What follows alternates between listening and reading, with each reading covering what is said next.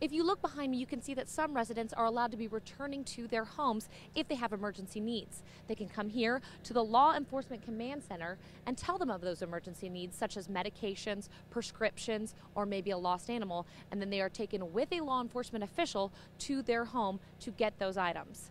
Now, those are the only people who are allowed to return to those homes.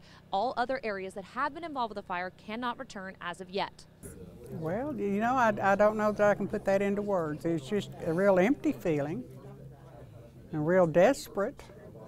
And where do we go from here? Rosemary Gresham is one of the many residents that packed into City Hall today looking for answers and hoping for updates on when they could return to their homes. Many expressed frustration and anger about knowing whether their home is still standing or not.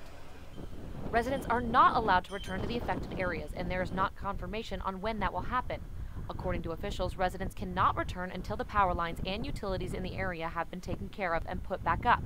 They say this is all with resident safety in mind. It's all depending on those utility companies and the progress that they make. I've been out there. There's a lot of damage as far as the utilities, a lot of down power lines. So of course we can't have people driving or walking on their properties with those down lines. So they're going to make sure that all of that's taken care of before people are let in. There is a list posted outside the City Hall and on the board inside showing which residential areas were not harmed during the fire. The regional fire director also has an incomplete list of random homes that were not destroyed. Any addresses that are not on that list, that does not mean that your home is not saved. That's not what that means. It just means that we're still in progress, and those are homes that we got confirmation from yesterday that those were saved. So don't lose hope. That's not what that means. I just want to make that clear. The last update put containment at 75%.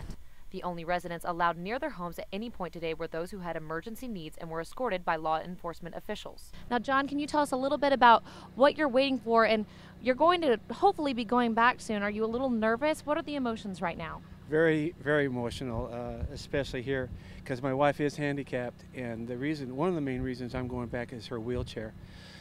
We had very, very little notice when it came. The fire was about not even a half mile away from us when we were told by 2 sheriff's department officers that we needed to get out. So I had to get her out and put her in our car, but the only wheelchair that I had was an old one. Local residents who have gotten word of their homes being damaged or destroyed said going forward is going to be difficult, but that they hope to see their homes soon. Back to you in the studio. This is Chelsea Goss for Pro News 7.